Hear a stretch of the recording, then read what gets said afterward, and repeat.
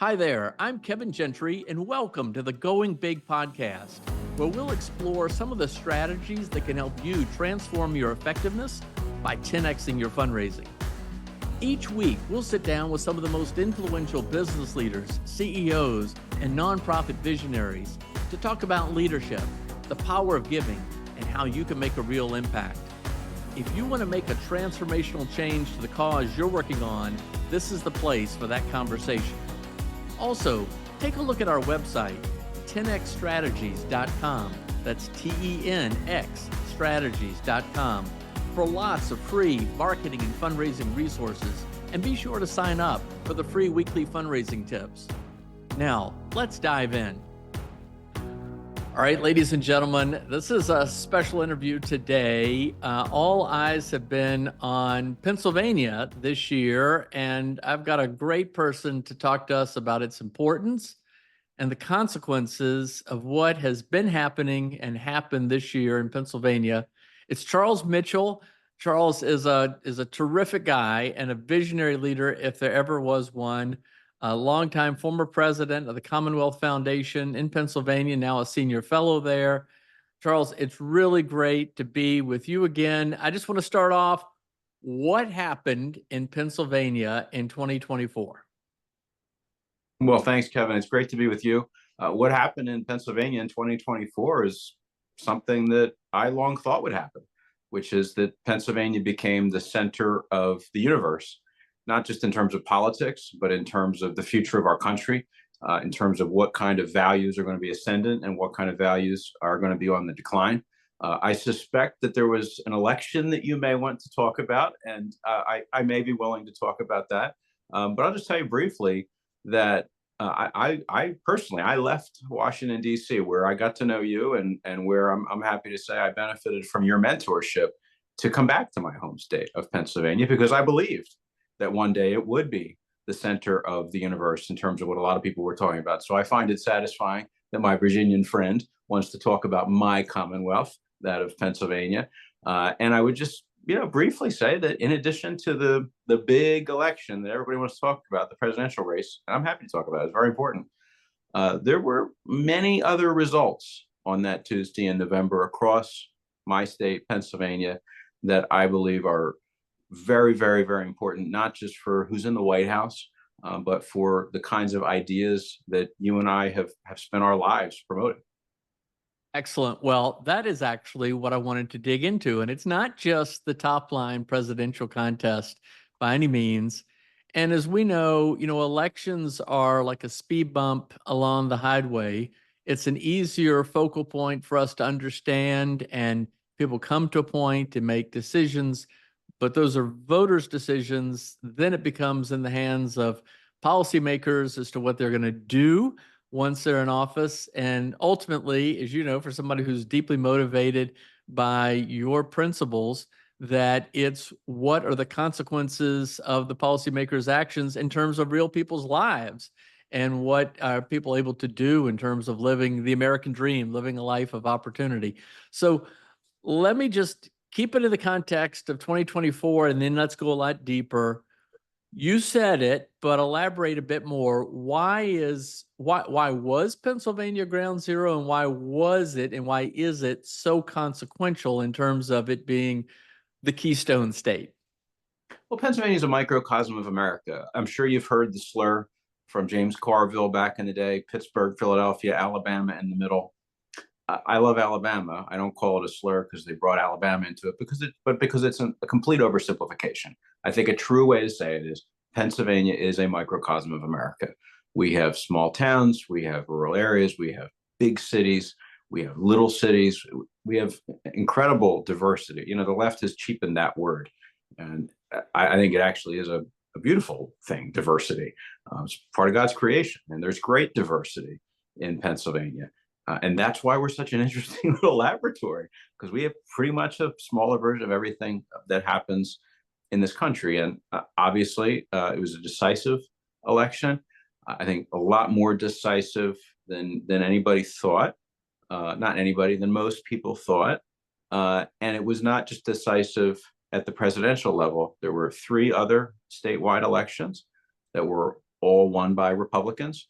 There were 2 flips in our congressional delegation, which I think was arguably for a lot of people an even bigger surprise than the top line statewide results. I mean, you saw something decisive, something significant at every level. And I mean, Kevin, you alluded to this earlier. Yes, that's a snapshot in time. It's a very important snapshot in time. But there are many undercurrents that have been going on for years in Pennsylvania that led to that. And some of those are economic, some of those are cultural, but briefly politically, yeah, I can still remember when the Democratic advantage in Pennsylvania was over 1 million votes. Now it is down to, I think at last count, somewhere in the 300,000s, basically a coin flip. And that's an important data point. But as you know, knowing me, frankly, I could really give a rip how many people are registered Republican in Pennsylvania. That's not my identity. That's not what I care about. It's, to a degree, I care. It's a means to an end. And the end is the ideas that undergird a free society and human flourishing, and whether those are being embraced or whether those are being rejected. And I would argue those ideas have been on the ascent in Pennsylvania for years. And a big part of the reason for that, there are many reasons, but a big part of the reason for that is Pennsylvania has a freedom movement today that is vibrant and flourishing. And decades ago, it did not. All these things are important. Yes, of course, the election results are more important. We can dig more deeply into those if you would like. But I would argue those are a lagging indicator of what's going on in culture. Well, we don't want to spend time on the lagging indicators. Let's and how all this happened is really, I think, the thrust of this. It's certainly in line with the theme of the Going Big podcast. But even before that, and you mentioned it, for those of us who believe in the free society, committed to the principles of a free society, a society of human flourishing, where people can live lives of meaning and purpose, why is what happened and is happening in Pennsylvania that important? Because if our values can be ascendant in a tough state that happens to be a microcosm of the country, well, then they can be ascendant in the country, and they can be ascendant everywhere. And that's why I'm here. I wanted that. I wanted that for my home state, and I want that for my country. And if there's one thing, you didn't ask what I was going to say. If there's one thing that I hope everyone who takes away from this broadcast who doesn't live in the best state of America, I do, but you may not.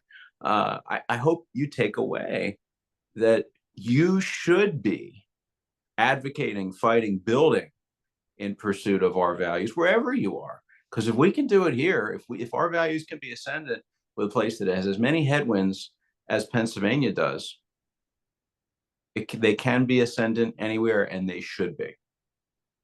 Well, that is precisely why I wanted you on today, Charles. And I'm so grateful that you're doing this. The intention is to inspire others who believe in these principles too, give them hope that something similar can be done. It can be improved upon in Idaho and Alabama, and it can even be done in tough slogs like perhaps New York State, maybe even ultimately California. But let's go back to this. How, in your judgment, did it happen? And in some way, link this to your own personal journey about your decision to go back to the great state of Pennsylvania, to the great Commonwealth of Pennsylvania. Yeah, well, we live in competing commonwealths, brother. I'll come back to the personal decision, but I think very simply, what's been happening in Pennsylvania is people are seeing that the ideas of the left don't work. It's just that simple. And I believe that. I've believed that for many years. That's why I've dedicated my life to something better.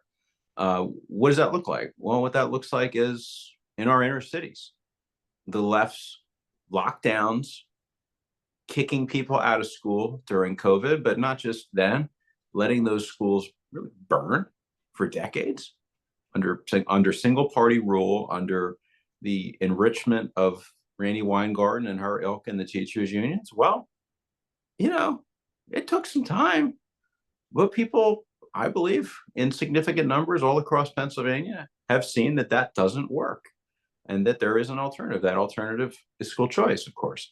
So there's one example, right, in urban areas, but in the parts of Pennsylvania that James Carville famously referred to as Alabama. I think people have seen the same, whether you want to say the so-called stimulus that not just one, but many left of center Democratic presidents have tried.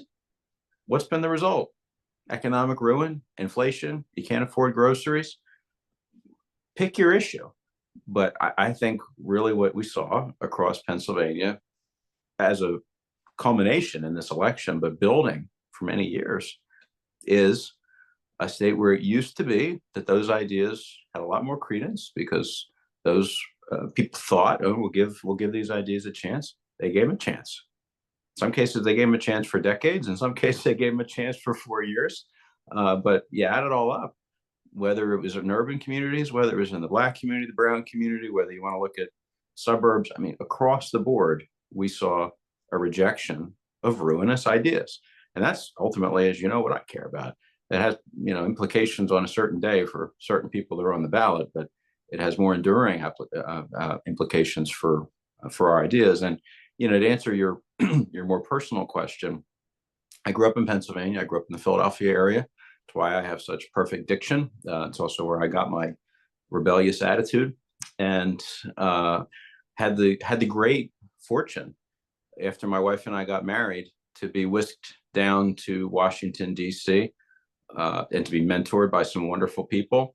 I used to, sit at your knee when you had those fundraising meetings. I think it was on G Street. I worked for a wonderful person by the name of Ann Neal, who taught me many things, not just about fundraising, but about how to build civil society institutions. And I could name many others, but it was a wonderful experience for my wife and me to be there. But by the same token, we were a living example of what's wrong in Pennsylvania. Why? Because I'm not going to say I'm that smart. My wife is brilliant. And I'm like, okay, we're Pennsylvania kids. Tax dollars put me through public school. My wife went to a different kind of school, but we were lifelong Pennsylvanians. We went to Bucknell University in Pennsylvania. And just about as soon as we graduated, we were out. And many young people did the same during our generation and previous generations and generations since, in search of opportunity. And that's a crying shame. It shouldn't be that way.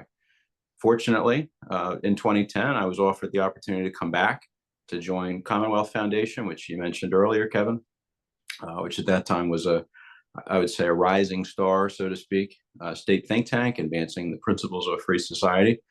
And we can get more into that, but the long and the short of it is I wanted to be part of building the institutions that I believed at that time, and I believe it even more strongly now, need to be built, not just in Washington, D.C., as important as that is, but in every state. And I would even say not just state, localities, right? I mean, you talked about California earlier and dreaming about how our values could be ascendant in California. I agree.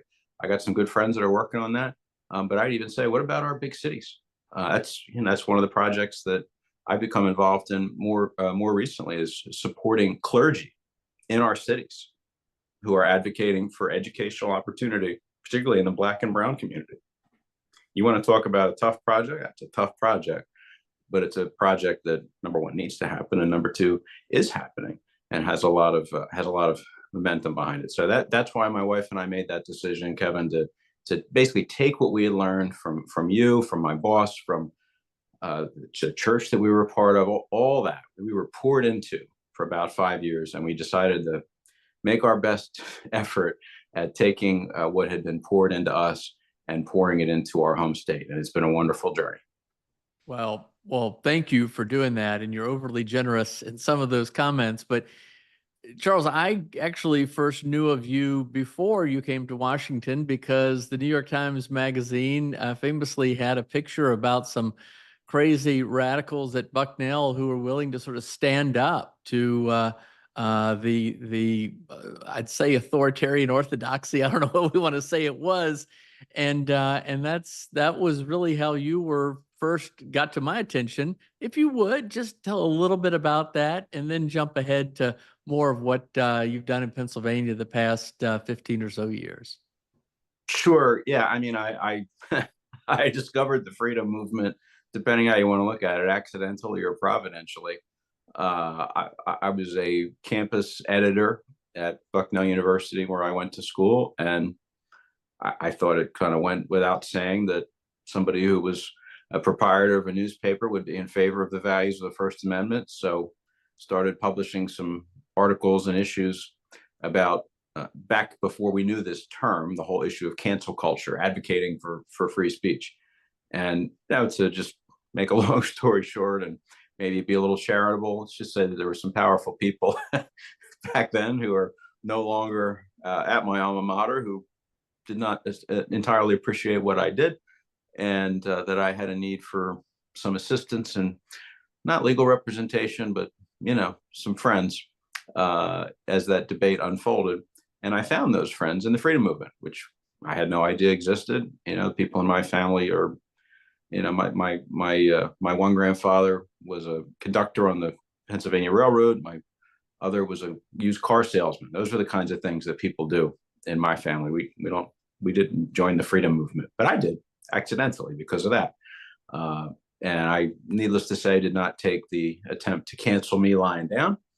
And that's how I ended up in that little rag that you read, Kevin. There were some better newspapers that ran stories too, but the New York Times certainly was an interesting one. That's how I got into this. And for a significant period of my life, I was involved in helping other students and professors who were subjected to, back then it was the very early stages of what we now know as cancel culture. But as we talked about earlier, in 2010, my wife and I moved back to Pennsylvania because we really felt that where the action was at that time, in terms of public policy and in terms of advancing the values that we care about, was going to be in state capitals more so than it was going to be in Washington. That was an era of great gridlock. I'm sure you remember. It was after President Obama had been elected, but then had been rebuked, so to speak, in the midterms. And there were some ascendant governors back at that time who were really not just stopping bad ideas, but advancing good ideas. And we thought, that's what we want to be part of. We also thought that we were changing our family circumstances. My wife was pregnant with what was the first of now 4 daughters. And we thought central Pennsylvania would be a great place to raise a family. So we moved back to Pennsylvania. I joined the Commonwealth Foundation, and we set out basically to build a freedom movement for the nation's most important swing state. Although that at that time, not a lot of people thought it was the nation's most important swing state. So I devoted myself to that task for about a decade and a half. Built out Commonwealth Foundation into something that I think most people in the business would now regard as a very significant intellectual enterprise, not just in the state think tank community, but in the conservative movement more generally. And it was my honor to be part of that. Also help build out a number of institutions alongside of it. And I think most significantly, when we bring up the issue of election results, some of the leaders of the Commonwealth Foundation about 8 years ago departed the foundation and started a different organization with a complementary but different purpose. That being, the foundation advocates for the ideals that you and I've talked about throughout this podcast, Kevin. There wasn't anybody making sure that people who espoused those ideas were actually winning elections, or that they were running in the first place.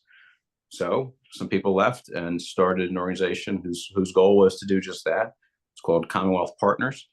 And at that time, it was an idea. Sounded like a good idea. It built on some lessons from some people Kevin, including borrowing a name. The idea worked.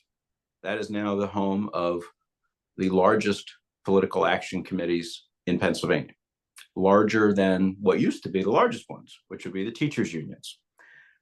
That is the kind of thing, that's what I mean when I say we have to build a freedom movement. We have to build out civil society. Yes, of course, we have to advocate for these ideas that we all believe in.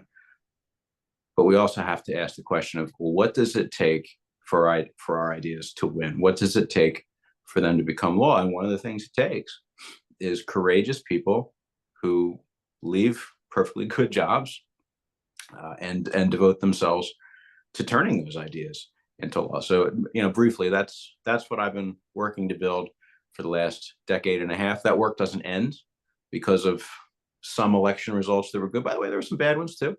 So I'm not Pollyannish about it, but that work doesn't end.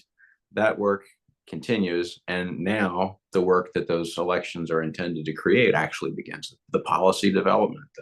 What are those people who are now in office going to do? And as you well know, that's the kind of thing that excites me very much. Well, that's my next question. It was going to be my next question is, okay, what is to be done now? What do you suggest as the next step? But before that, what do you mean by the freedom movement? What is the freedom movement, and how would people who've never really heard that term associate their own principles and values with it? Yeah, love the question. So what I mean when I say a freedom movement is, when we talk about the ideas of a free society, when we talk about entrepreneurship, when we talk about limited government, when we talk about respect for our civilizational institutions, family, church, all that. If somebody's watching this, those are probably the things you believe in. Great. I'm glad you believe in them. They don't exist without support. And in fact, without an organized effort to further them and protect them, they die. And if you don't believe me, look at Europe. And I'm not going to say any more about that because frankly, I think the case proves itself. Okay. So at the national level, there are many institutions that exist to lay the intellectual groundwork for all those ideas, to advocate for them in the halls of Congress, in the White House, and so forth. And then there's what I would call ancillary efforts. For example, let's say there's a great effort to lay out free market principles for a tax reform bill. You might remember one from a guy who was president a little while ago when we had a better economy. Fine, you got to have those principles. Then you got to have the legislation. Then it actually has to become law. There's a whole process. But let's say it becomes law. Well, what immediately happens? There's a lawsuit. Somebody sues to try and stop it, to enjoin it, to overturn. I mean, that's, whether you like it or not, those are the things that happen in terms of setting the laws in our country.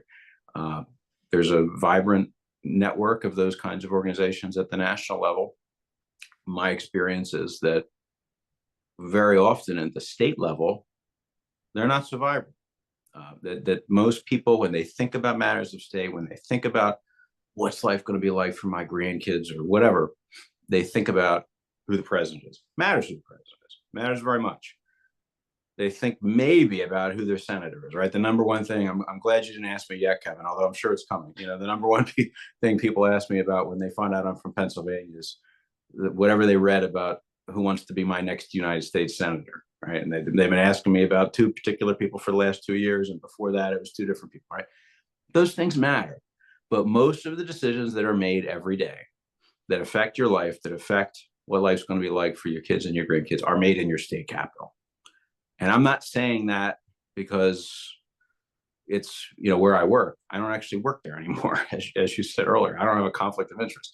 I chose to devote myself to that because I believe, to the work that I have, because I believe that, because I believe, especially in the area of education, which is foundational to so many things in our civilization, most of those decisions are not made in Washington. Thank God. I'm glad they're not. And if there's one decision I'd like to make in Washington with the new leadership we got down there, it would be to padlock the Department of Education. And I've already volunteered to bring them the padlock if they want it. If you know Secretary Designate McMahon, have her give me a call. I got a great lock. But these are state and local decisions. And what I set my hand to, Kevin, in Pennsylvania, was making sure that whether you look at policy development, whether you look at defending good policy after it's enacted, whether you look at people being trained to enter the political process, whether you look at entrepreneurs who are being educated about what's actually going on and how they can raise their voice. I could go on, but all those things are functions of a properly functioning freedom movement. I believe every state should have those institutions. I certainly believe the ground zero state that everybody's asking about these days needed to have those things. That's why I built those things. And we have to have those things, you know, as one of my favorite phrases from scripture that I think adheres to so much in life is in season and out of season. You know, there's certain good things that have to be done in season and out of season. I need to be a good husband and a good father in season and out of season. But in the context of what you asked about, the work of the freedom movement needs to be done in season and out of season. Yes, in Washington, but also in our actual communities. And if I, you know, I told you before, if there was one thing I hope people took away, it was, you know, it was what I said earlier in terms of there's hope for every community. But if I could pick a second one, it would be that especially, I mean, if you identify as a conservative, which, you know, if you're hanging out with Kevin Gentry and Charles Mitchell, there's a pretty good chance. If you are one of those people who only puts your emphasis and therefore your hope in Washington, D.C., that's not very conservative, actually. We're supposed to be localists. We should be devoting some, not all. I'm not telling you to disengage from my friends in Washington. I'm talking to one of my friends in Washington right now, and I like them. But it is something of a besetting sin of conservatives, if I may be rude enough to say, that we forget about our own backyards. We should remember, and that's what I've endeavored to live out, Kevin, in answer to your question. Well, good for you. And by the way, I think that was one of the insights of the Reagan administration in 1980, when so many of these people from all across the country and the states came to Washington to help with the Reagan Revolution, and they left behind an opening, a gap, and it was filled. And as we know, you know, when you have a victory, you can't just plant a flag and say, okay, we're done, move on, let's go do something else. You've got to defend that all the time. So that leads me to a next question, and let's just keep it at Pennsylvania, but you could talk about it broadly. What do you see now as both the opportunities and the risks or the dangers? I'll start with risks. I have that sort of Philadelphia blunt mindset still. The biggest risk is, you know, people who watched the election results that you referred to earlier, Kevin, thinking that they're done, thinking that, okay, you know, I liked what I saw. If you liked what you saw, you know, I can go back to my business, I can go back to my family and just move on. You got it exactly wrong. Most important day in a campaign is not the Tuesday in November. It's the Wednesday and the Thursday and the Friday, the day after the election when the actual decision making starts. And I do fear that. I mean, just being honest, like I fear that people who thought that their values prevailed on election day are going to go to sleep now. So my hope is that we can do our small part here, Kevin, to say, no, wake up. What's the opportunity? Well, especially here at the state level, look, it was a decisive election. Sure. Is this still a swing state? Yeah. Decisive. You know, look at Washington, right? Decisive means there's 53 senators in one party and 47 of the other. Okay. And it takes 60 to get most things done. That's our version of decisive in a polarized America that we live in today. And even after the election results in Pennsylvania, we've got a split legislature. We have a one vote Democratic majority in our House. We have a 28-22, which isn't that big, in our Senate in favor of the other party, in favor of the Republicans. So, I mean, do the math. That means if you're the ruling party, you can lose 3 votes. Or if you lose 3 votes, you're done on any piece of legislation. So that's what we're dealing. We have a Democratic governor. And we have a Democratic governor who is, let's just say, ravenously interested in being the Democratic nominee for president in 2028. Anybody who knows him will tell you he's wanted to be president since he was this high. And now there's an open seat. And that's what a lot of people are talking about here. Now, what I'm talking about here is those 3 branches of government that I just briefly summarized. What are they going to do? Good news, bad news. Good news, our governor ran for office on the ideas that you and I stand for, Kevin, the ideas that we've been talking about. And I would like for there to be more Democrats who run for office saying we should deregulate, saying that we should not destroy our energy industry, which is incredibly important in this state, that we should have more school choice, that we should particularly give scholarships to students in our most failing and violent schools in urban areas and give them a way to get out, not make them just sit there for another 30 years while we pretend to solve the problem. That's the good news, is we have such a Democrat in Josh Shapiro in Pennsylvania. Bad news is his actions thus far have not lived up to his words. My hope is that over this next couple of years, they will. My hope is that, again, if you accept my analysis of the election is our ideas are ascended. Our ideas were vindicated. The American people made it clear what kind of ideas they would like to see become law. And I do believe there's a wonderful opportunity for more of those ideas to become law here in my home state over the next couple of years. That will require the cooperation of two political parties, not one. And I actually think that's a good thing. And I hope that that is what comes out of the next couple of years of my state's future. Again, I know a lot of people look at those election results through a partisan lens. It's fine. I get it. Those are the practicalities of life. And we have seen, just being realistic and frank, we've seen a great drive to the left of the Democratic Party just during the time that, that you and I have been working in the same vineyard, Kevin. There's, I don't need to say any more about that. You get it. Meanwhile, I think we've seen generally, on some issues at least, a firming up of the other party. I hope that one of the things that comes out of these recent election results in Washington and in Pennsylvania is that, first of all, that the Democratic Party stops going left, and that some more reasonable characters take over and say, clearly that didn't work. So let's go back to the middle. I believe it would be better for our country if we had two sane parties. I think in that last election, I'm afraid that in a lot of parts of America, we didn't. It doesn't make me a partisan for either party. I hope that just makes me an American, that I would like for there to be two parties who can actually unite around the foundational values of our civilization, even if they have some differences on the details. You're here. Well, thank you. Well, Charles, to close us out, I've got a two-step question, and that means I'm going to ask you the first. The second kind of hinges on the first, but I'm not going to tell you what the second question is until you answer the first. And the first one, in a way, you've answered this throughout this podcast, but I'm going to still put you on the spot. Do you think you're making a difference? Absolutely. Absolutely. And I couldn't get out of bed in the morning if I didn't. And, look, and I get why we're talking about election results. They matter. But I don't believe that simply because of a certain set of election results.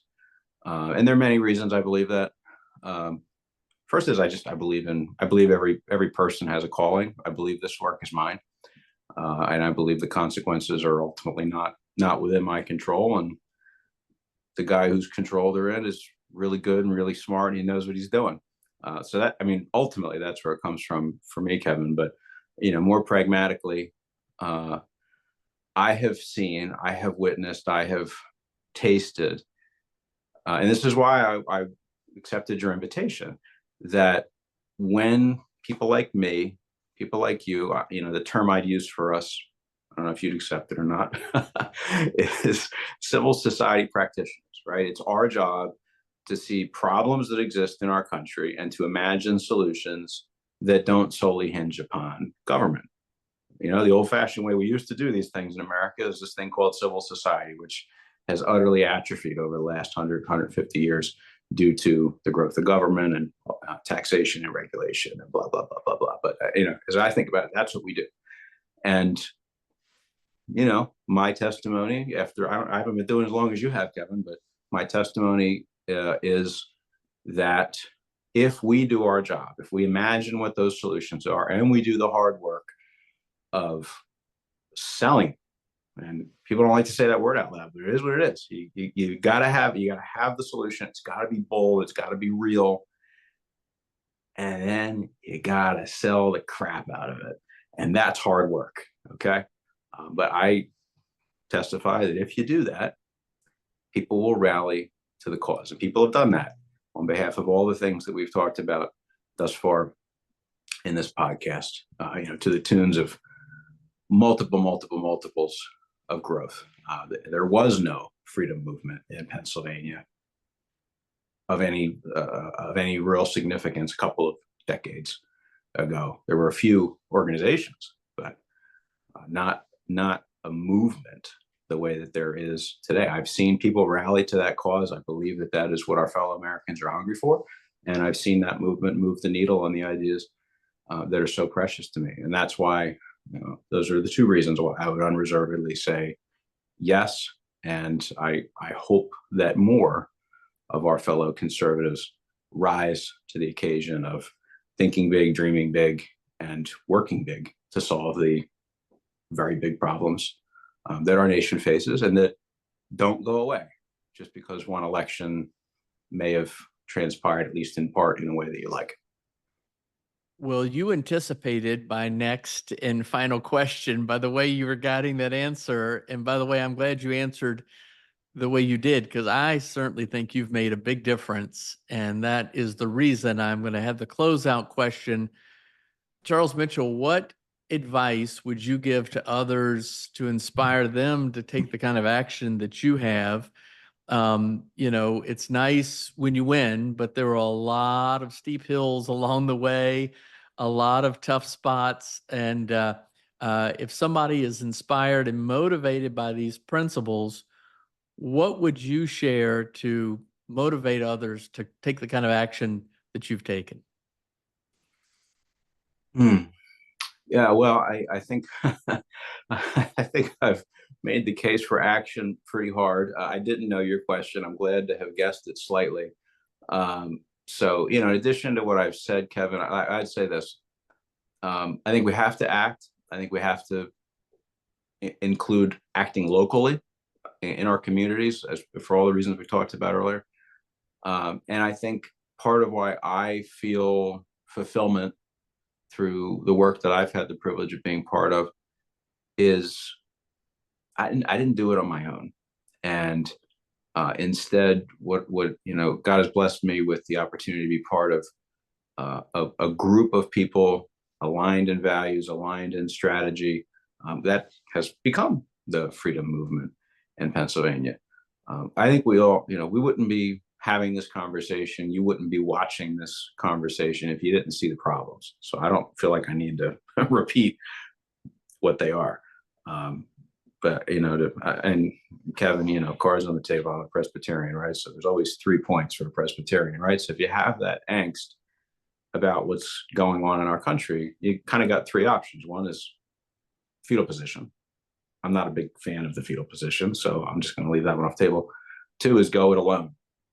And if you go it alone, you create your own thing and you write big checks to it, or, whatever, you might change the world a little bit, but you're not going to change it very much. And I think the third way is the right way, is to collaborate, cooperate, co-labor. I love Father Newhouse's old statement, or his term, co-belligerence. I'm sure you remember that one, Kevin. I think the reality is that we live in a tough time. Belligerence is required. Co-belligerence is the best way to do it.